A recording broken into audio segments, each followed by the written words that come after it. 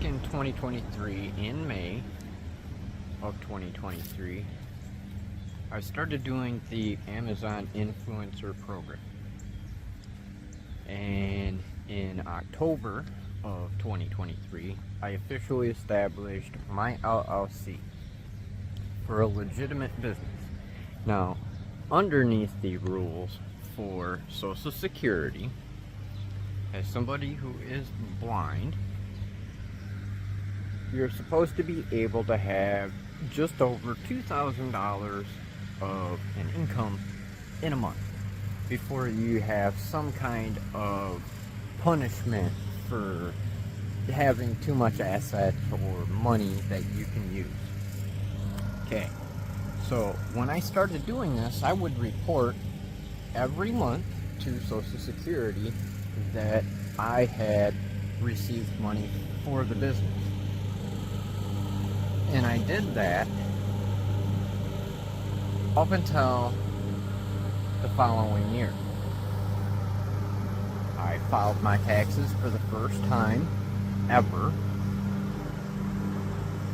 in April of 2024. And I continued to share my earnings with Social Security up until the point that I was told not to in September of 2025. And the reason I did this is because when I first started out, I called into Social Security, informed them that I was going to start doing the Amazon program and that I hadn't earned anything yet. I was told when I called in that as soon as I got my first deposit that I needed to report it. So, no problem. A few days later, I had questions because of establishing the business. So I called in again, asked a couple more questions, was told by a different Social Security representative that no, do not send in a monthly report for your earnings. Your tax return will act as your reporting. But because I had two different people, I decided that I would err on the side of caution and report anyway. So every deposit got put down in a tracker and I sent off the information to Social Security. Okay, in 2024, filed my taxes and I operated at a loss. And then it was about 2 to 3 weeks later, I had received a notification from Social Security stating that I had been overpaid. And they wanted to take just over $3,000 from me for my benefits, or I could pay it off all in full. Because I had already planned on Social Security screwing me, because I've dealt with them doing this before, I decided I would not touch my Social Security, and I left it in my account. So when I got that notice and they told me I had to pay it back, I had everything ready to go, anticipating paying back the full year worth of benefits, whether it was going to be a full payment of everything I received or even if it was just part of it. I had it all ready just in case.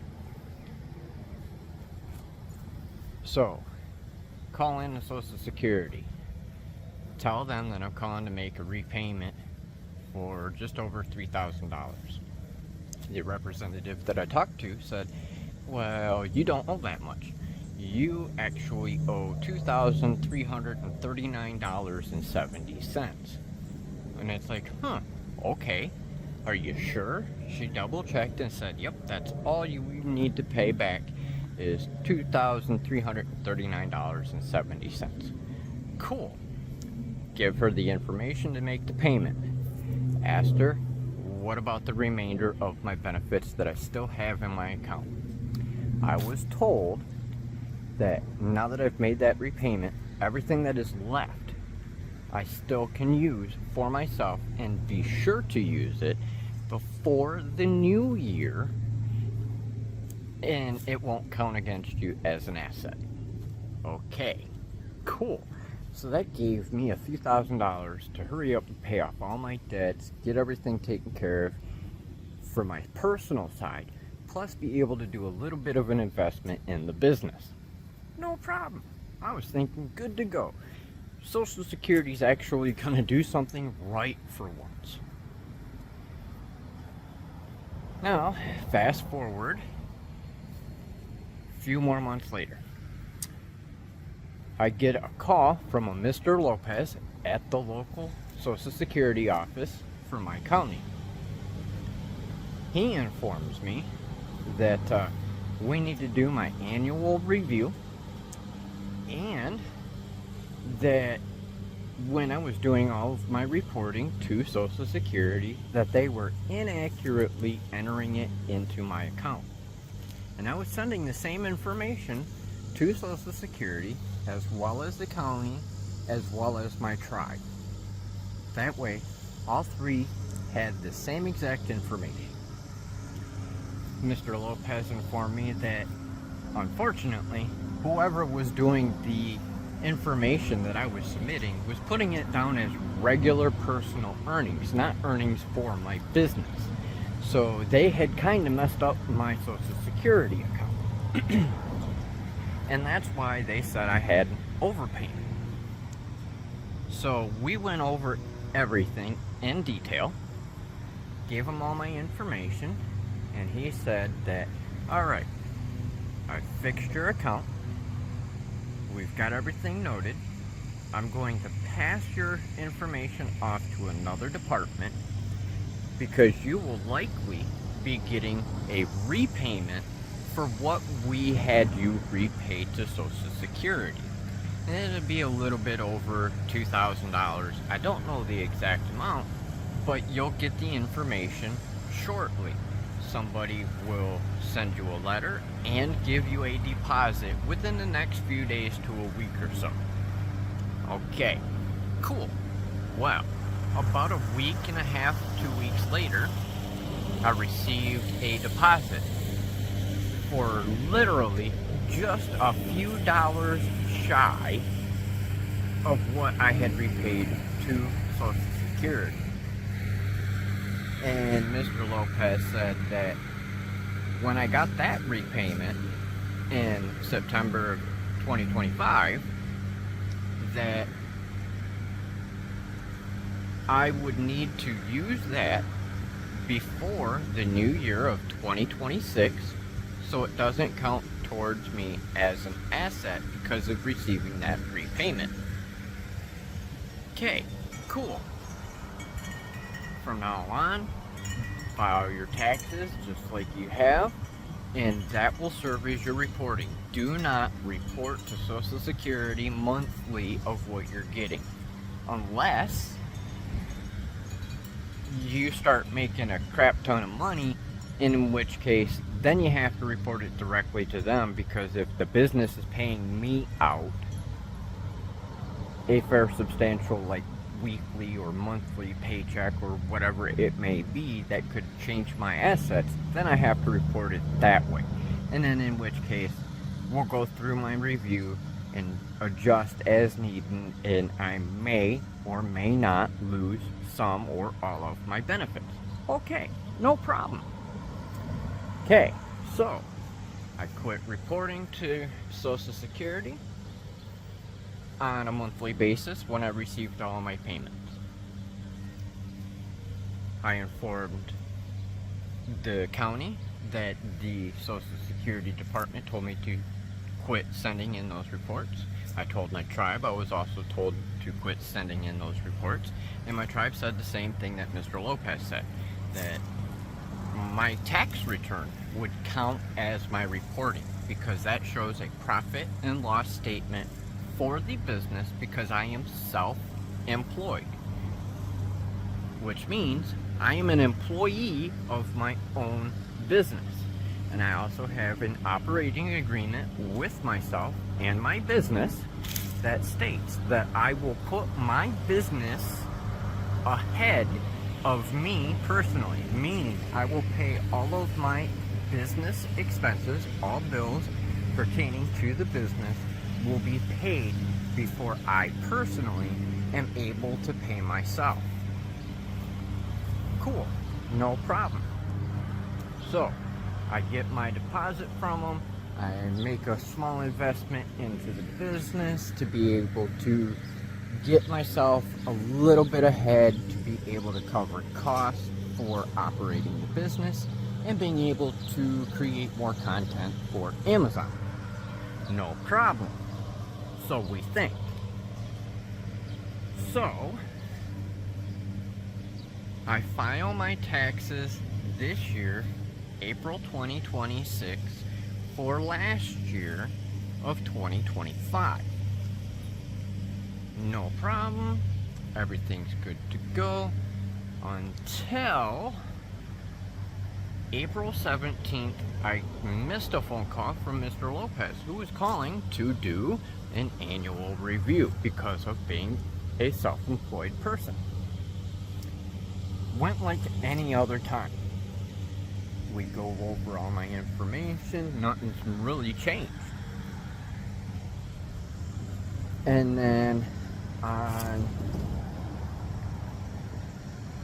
June 1st, 2026, I did not receive my SSI benefits. I was thinking, maybe, unlikely, but maybe it's just the bank being slow to process. So I anticipated it'll take a minute. I'll check it the 2nd or the 3rd, and it should be in there with my regular payment on the 3rd. No, it did not show up. So when I noticed on June 3rd that I did not have my Social Security payment, I called Mr. Lopez directly, immediately. And I called every 15-20 minutes or so until I got him to answer his phone.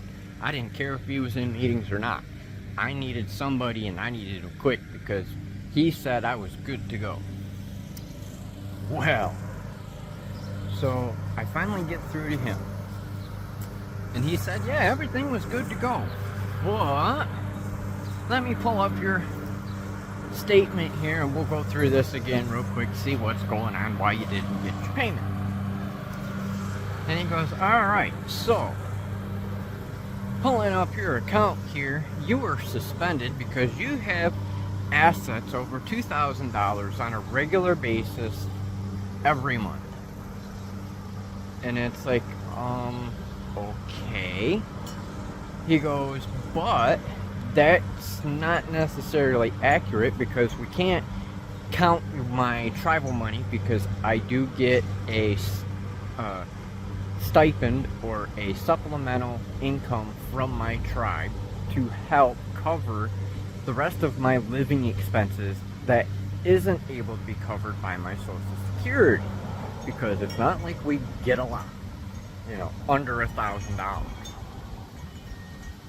So he goes, we're not supposed to count that, so I'm not sure 100% on why that may be flagged. He goes, it could be potentially because you have money in your account and then you get that deposit and all your bills are processing and the deposits are processing at the same time. It might think you have too much money.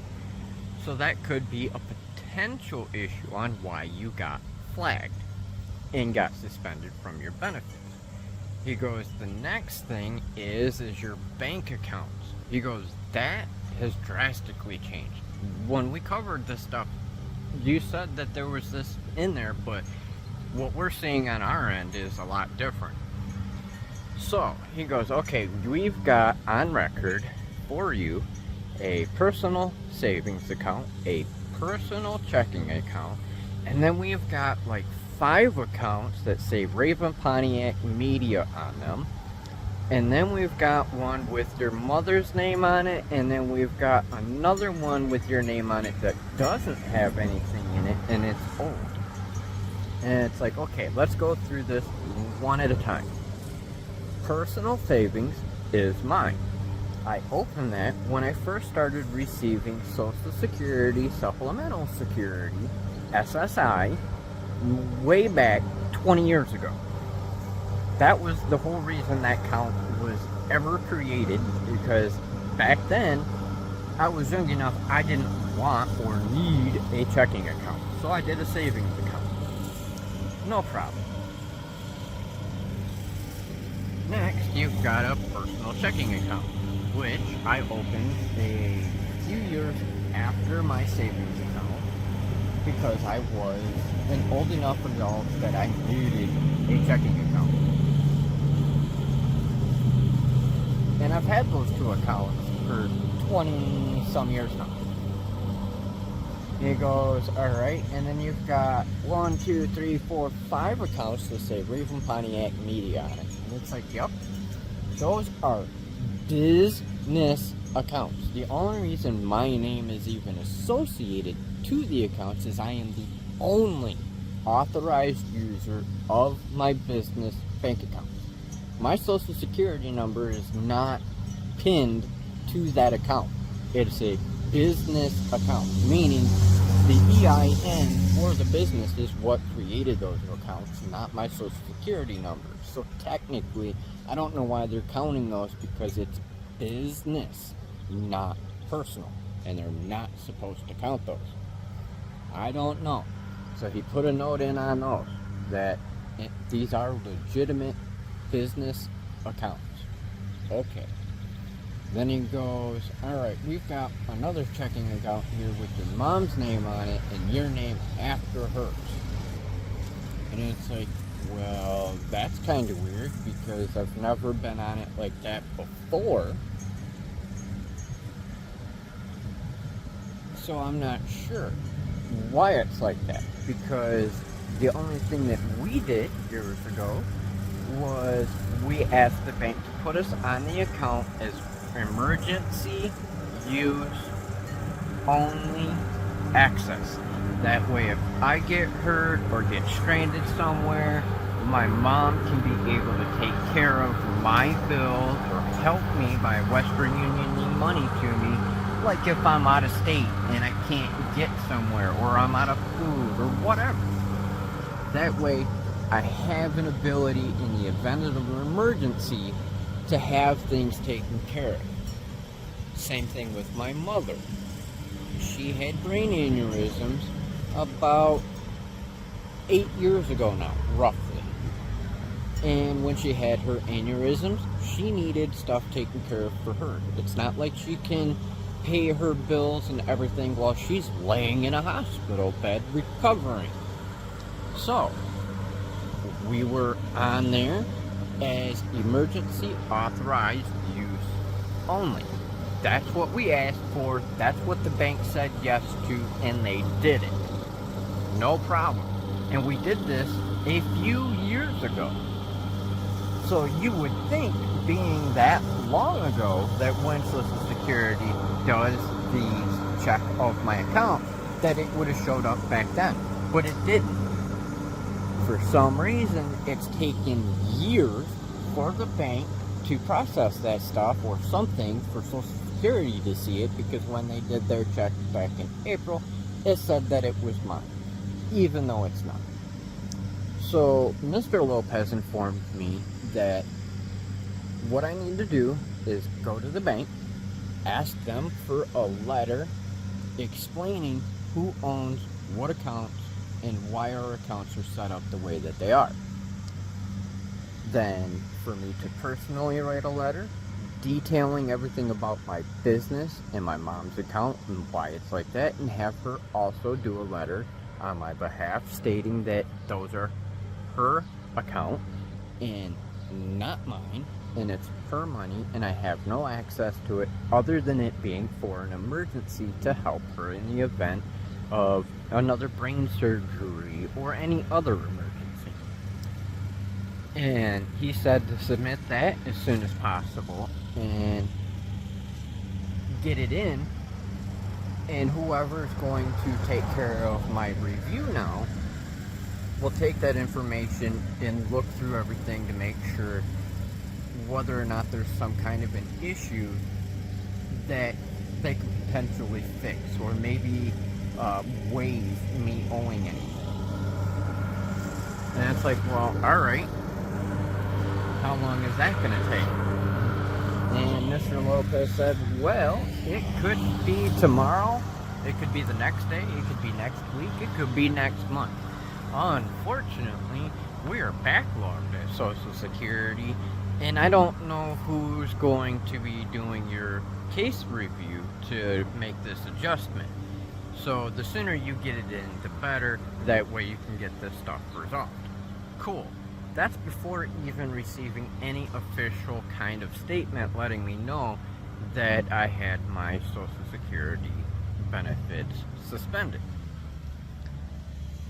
Fast forward to June 19 to July 4th of 2026, and I finally started receiving my letters and my audio discs to inform me that I was in fact cut off from my SSI benefits.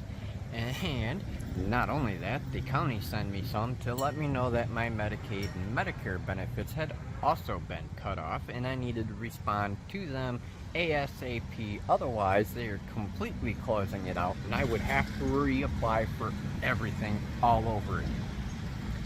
Which is not cool, because it's not my fault that they're having issues inputting the information properly, or their system's flagging stuff when it shouldn't be flagging stuff, because I've never had them kind of issues till now. So I get off the phone with Mr. Lopez. I immediately get my mother to take me up to the bank and talk to them about getting a statement written by them and see if they can help us in this situation at all. And we get to the bank, we tell the teller what we need and what the situation is. She pulls up her accounts, goes, yep, they're joint accounts. And it's like, well, how come it's like that? We didn't want joint accounts. We needed an authorized user in the event of emergencies. That's what we wanted. Oh, well, I don't know who did it, but they created you guys on a joint account. There is no such thing as an authorized user. That's only something you can get on like a credit card. That's interesting. Well, maybe it was because of the merger, because Chemical Bank turned into Huntington. You never know. You know, things change when shit happens like that. Mergers always have a change of terms of service and different policies and everything else.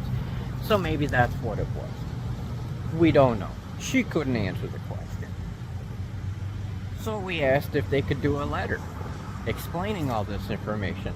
Nope, we will not write you a letter on anyone's behalf. We don't care what the situation is. Okay, so what do we do? Oh, well, you can revert your account back to a regular solo account, but you'll have to wait 60 days to have 2 bank statements to show Social Security that, you know, it is in fact back to being a single person account, not a joint account.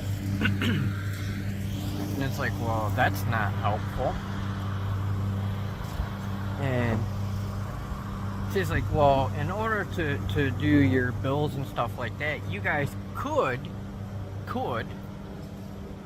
share your passwords, or, you know, just forge your mom's signature, or she could forge your signature. Do whatever you need to do to pay your bills and make your payments. Which, in other words, layman's terms, she's telling us to commit fraud by forging each other's signatures to pay bills. That's a big no-no. A teller at a bank should not be telling you to break the law by forging a relative or anybody else's signature to be able to use their account or make a payment with a check or whatever you're going to be doing. That's not cool. So, it's like, alright, so you're basically telling us you won't give us a letter, you're telling us to break the law by committing fraud, and you're saying the only thing we can do is to revert our accounts back to how they were before, and that's it. That don't work.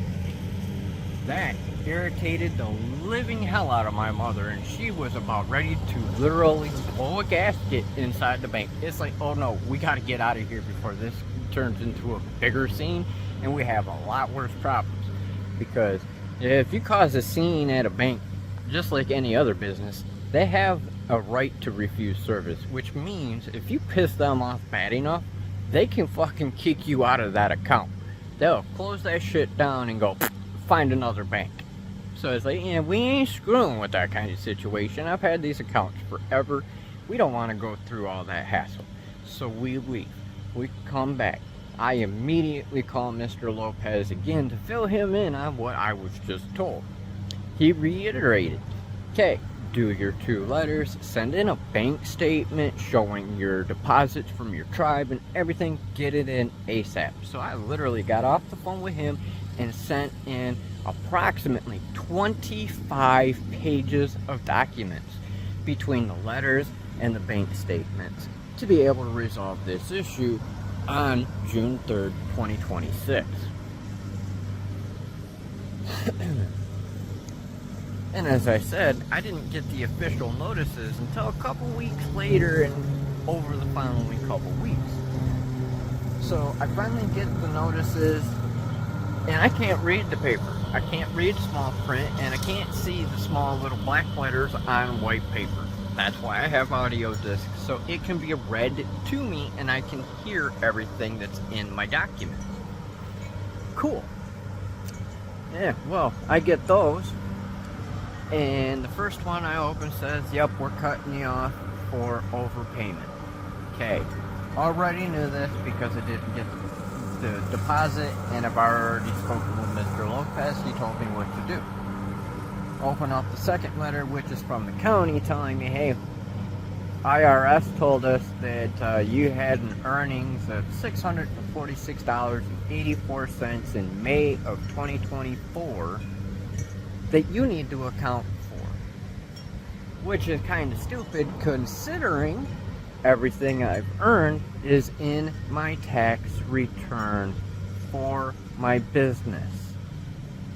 And when I do my taxes, it is on my personal 1040 as a self-employed business owner, so it adds on a Schedule C report that details what the business earned, what my profits were, and what my losses were, which was 0. I didn't make a damn dime. I didn't pay myself nothing. It all went to expenses.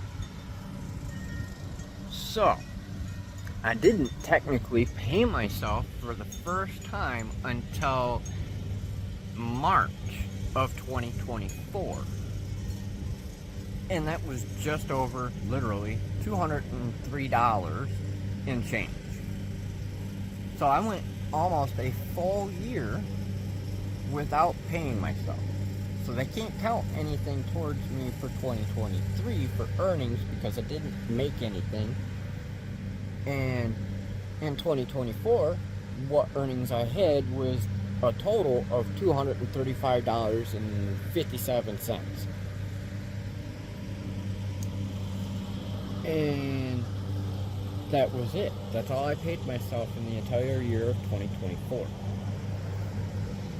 And remember, Social Security had already tallied up what I owed them and had to pay them back, and I did that, which included that $235 and change for that time. So technically, they were paying me back because they screwed up, right? Right. So, makes no sense on why they're going, hey, you need to account for this amount of money because, well, it was already in my tax return. Open up the next envelope, and it's another one from Social Security going, hey, we overpaid you for the last 2 years. 2 years we've overpaid you. You owe us $18,443 in change. And oh, by the way, you need to make this payment in full by July 3rd, 2026. And I had literally just received the notice that day in the mail. a lot of good a audio disc and paper does you when it doesn't get there until the time that you're supposed to be responding to make that payment, huh? Isn't that nice? So, they want all this information to be able to make an appeal or request a waiver. So, me being me, having to deal with these issues over and over and over again throughout the years, with them screwing with me in one way or another, cutting off my benefits or cutting my benefits down or whatever it is that they're going to do, because they've done it quite a few times now. They want proof, I'm going to give them proof. So I went through and I wrote out another letter, and I gathered all the information that they wanted as well as what the county wanted, and I sent that all in the other day. And this time I also included the previous stuff submitted at the beginning of the month in June when I first didn't receive my income. So I had the previous statement letter and my mother's letter and bank statements that I resubmitted for a second time now that I've had the official notice, as well as another stack of documents, bank statements for the last 3 years. Information from my tribe on how Social Security is violating their own policy and punishing me for my tribal money that they are not supposed to be holding against me, because it is also a federal program that prevents Social Security from punishing me. And if they continue to, it could potentially go to a tribal court situation and have to deal with them, because they're going to fight on my behalf against the government for screwing me over.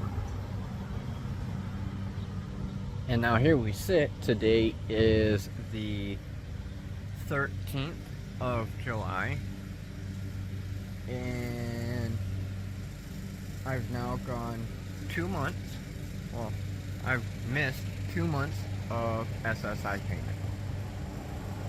And I sent in a total of 75 documents to SSA and to the county to get this resolved. And this right here is why a lot of people in the blind and in the general disabled community have such a hard time with doing part-time work, full-time work, being self-employed, is because we have to constantly fight with Social Security in one way or another, either because they're entering information wrong, or they don't give us the proper information on whether we're supposed to be reporting things, or you get two different answers. One says you need to report, the other one says you doesn't need to report, and just all the general issues with trying to be able to become independent and free from government income. Just as if you were to do like the Ticket to Work program, you can only work so many hours in a week and make so much money in a month, and if you do, they will cut you off of your SSI and potentially take your health insurance as well, because, well, now you're working so many hours and making so much money, so now you don't need this part of the benefit. You're making too much, even though it's them that is telling you to go out and do this so you can try to be able to make money, but they're going to take everything that you make away from your benefits, or worse. So why would anybody in the disabled community want to go out and try doing any of these programs or anything to become independent when you get screwed in every aspect, because they can't make up their mind on what they're going to do or how they're going to screw you in one way or another, because they don't want you to be independent. They may say, oh yeah, we really want you to, so you're not relying on this, but in all actuality, their behaviors and actions say completely different. So That's why I have not been making as many videos on all of the channels, and I have been working on my business channel the most, is because I am trying to do absolutely anything and everything I possibly can to be able to make money for my business, to make it successful, and to be able to make myself successful, so I can tell Social Security to kiss my ass, I don't need them no more. And unfortunately, this is something that not only I deal with, this is a common problem for people in the disabled community with Social Security, whether they're blind or not. And it's bull. They already make us jump through all kinds of hoops and make us do everything that already causes us to have a basically dull, boring lifestyle. Unable to go anywhere, unable to do anything, because why? You cannot afford to do it, because they got you living on the very bare minimum income, just scraping by to survive every single month. And I'm sorry, but that's no way to live. You wonder why so many people have depression and why so many people have severe anxiety and depression to the point to where that they choose to take themselves out. And we have such a high suicide rate in this country, or around the world in general, when it comes to the disabled community. And it's because of constant issues like this.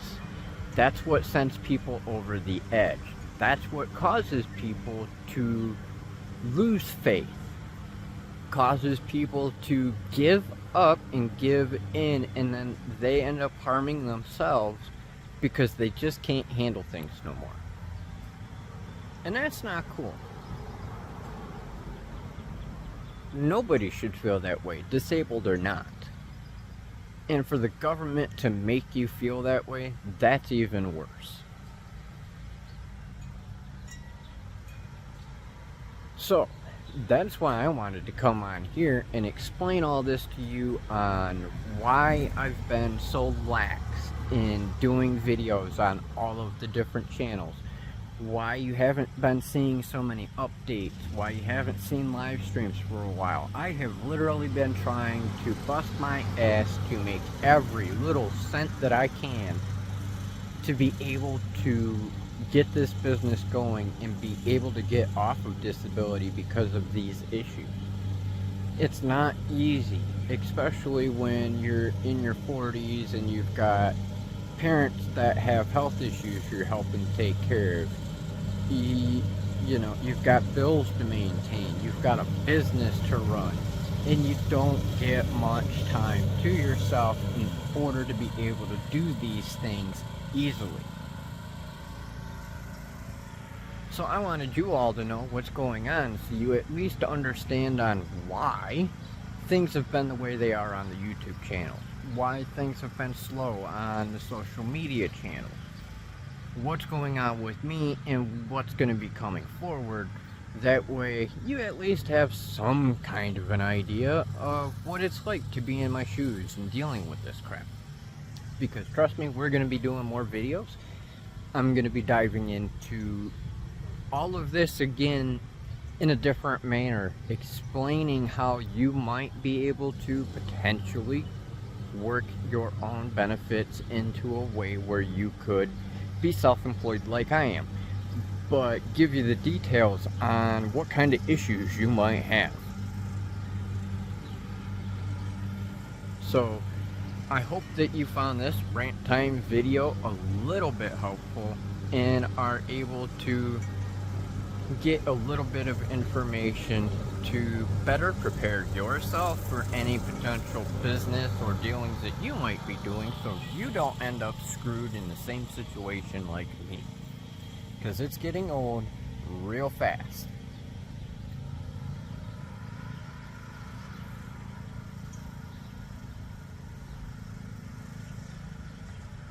So Thank you for your continued support and watching Consult a Blind Guy and my other channels. It is greatly appreciated.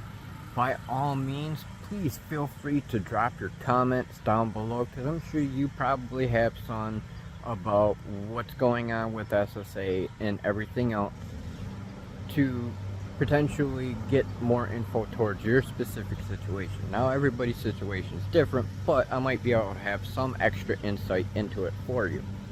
So by all means, please feel free to drop questions and comments down below. Don't forget to give a like on this video, and we'll see you in the next episode.